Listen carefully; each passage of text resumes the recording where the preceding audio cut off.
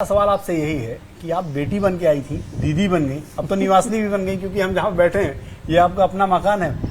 मैंने अमेठी की जनता से एक वादा किया था कि अमेठी के राजनीतिक इतिहास में कभी भी अमेठी के सांसद ने अपना यहाँ कभी घर बनाया, और मेरा संकल्प आज इस घर के बनने से पूरा होता है। अभी अधूरा है। मैं आधा अधूरा तो पूरा जीवन है, जीवन भी पूरा नहीं हुआ, लेकिन हाँ, घर जल्द पूरा हो जाएगा। लेकिन मेरा संकल्प कम से कम ये पूरा हो गया कि अपने परिवार के लिए अपने घर की नींव यहाँ पर मैंने रखी। और परिवार से मेरा मतलब वो नहीं जिनसे खून का रिश्ता है मात्र, बल्कि वो जिन्होंने मुझे अब दीदी कहा है अमेठी में। अब अमेठी की पहचान कई बार राहुल गांधी, गांधी परिवार, अब आपसे और भारतीय जनता पार्टी से भी हो रही, लेकिन राहुल गांधी परिवार की अमेठी और स्मृति की अमेठी में क्या अंतर है? देखिए, भाजपा और कांग्रेस की अमेठी में जमीन आसमान का फर्क है। आज जब आप यहाँ आए हैं तो बोइंग नाम की एक विश्वविख्यात कंपनी ने सीटी स्कैन की मशीन अमेठी को समर्पित की। यहाँ पर रूम टू रीड नाम की एक संस्थान ने स्कूली बच्चों के लिए पढ़ाई के लिए, सिर्फ स्कूली पढ़ाई नहीं बल्कि वैसे ही किताबें पढ़ने की व्यवस्था को यहाँ पर बोइंग के सौजन्य से सुदृढ़ किया। लेकिन बोइंग का यहाँ पर कोई व्यवसाय नहीं है। मेरा ये मानना है कि जब गांधी परिवार ने यहाँ पर अपनी राजनीतिक पृष्ठभूमि रखी, मेरा ये अनुमान है कि उनका दृष्टिकोण कभी भी अमेठी का उत्थान नहीं था। उनकी 3 पुश्तों ने यहाँ पर गरीबों के झोपड़ियों में जाकर निश्चित रूप से अपनी फोटोज खिंचवाई, निश्चित रूप से खाना खाया। मेरा शायद कहने का ये तात्पर्य सही होगा, दे रोमांटिसाइज्ड पॉवर्टी, कि गरीब रहना एक उत्तम विचार है।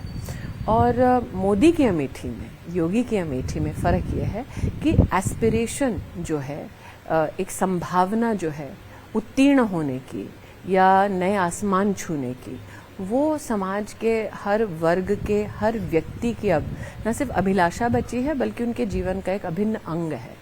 तो आज अमेठी में जब आप चर्चा करते हैं तब और अब में क्या फ़र्क है, ये वो लोकसभा क्षेत्र है जिसने केंद्र में कांग्रेस में अपना सांसद एक भेजा जिनकी माताजी की सरकार थी। ये वो लोकसभा क्षेत्र है जिसने सपा के गठबंधन वाली प्रदेश की सरकार देखी, जो याराना साइकिल पर भी रहा हाथ का। ये वो पृष्ठभूमि है जिसने मायावती जी का भी गठबंधन देखा। बसपा, सपा, कांग्रेस की अमेठी, ये कहना उचित होगा, क्योंकि 19 हो या 14, ये तीनों राजनीतिक दल बीजेपी के सामने लड़े, तो हम एक थे, वो 3। और फर्क ये है कि 19 के चुनाव के बाद 1,23,000 लोगों के घरों में कभी बिजली का कनेक्शन नहीं पहुंचा था। ये कभी कोई कल्पना नहीं कर सकता था 2014 के चुनाव से पहले कि अमेठी जैसे गढ़ में कांग्रेस के, जिसने कई प्रधानमंत्री राष्ट्र को दिए, 1,23,000 घर बिना बिजली के होंगे। 3 लाख घरों में सब में बिजली पहुंच गई नहीं है। हाँ, पहुंची है। और जहाँ जहाँ नई वसाहट है या नया मकान लोग बनाते हैं तो प्रशासन के पास आते हैं कि मुझे बिजली का आप कनेक्शन दीजिए। प्रशासन त्वरित रूप से समाधान देती है। लेकिन कोई कल्पना नहीं कर सकता था कि 3 लाख परिवारों के पास अपना शौचालय नहीं है। अमेठी में राष्ट्र में चुनौती, लोग कहते थे हाँ है, अमेठी में नहीं हो सकता क्योंकि यहाँ पे गांधी खानदान वर्षों वर्ष रह चुका है। 90,000 परिवारों को अब तक उनके घर की चाबी मिल चुकी है। इसका मतलब अगर प्रति परिवार आप 4 नहीं 3 सदस्य भी गिने, 2,70,000 लोगों के पास कभी घर नहीं था।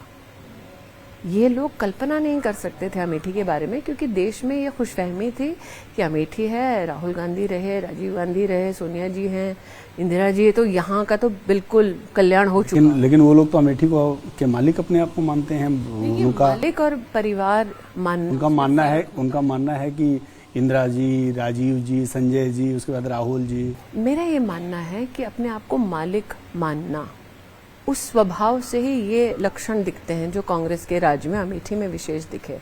जब आप इस पृष्ठभूमि को परिवार मानते हैं तब आपको खलता है कि 3 लाख परिवारों के पास आज तक टॉयलेट नहीं था। खाद की पहली रैक, ये किसी की भी कल्पना के बाहर है कि अमेठी में आपने 4 पीढ़ियां गिना दी, लेकिन खाद की पहली रैक मोदी के राज में उतरी। तो जो अपने लोकसभा क्षेत्र में, जिसका वो बार बार उल्लेख करते मेरा परिवार है, क्या कोई अपने परिवार को शौचालय से वंचित कर सकता है जानबूझ के? मैं समझ सकती हूँ आप कहें कि केंद्र में विपक्षी दलों की सरकार है।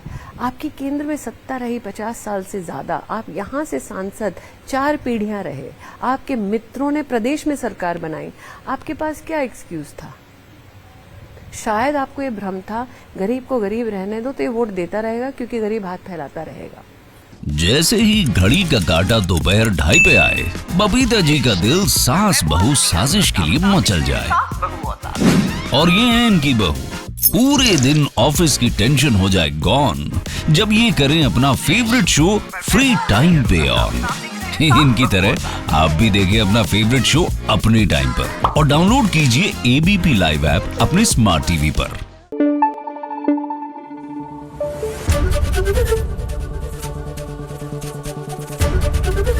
एबीपी न्यूज आपको रखे आगे।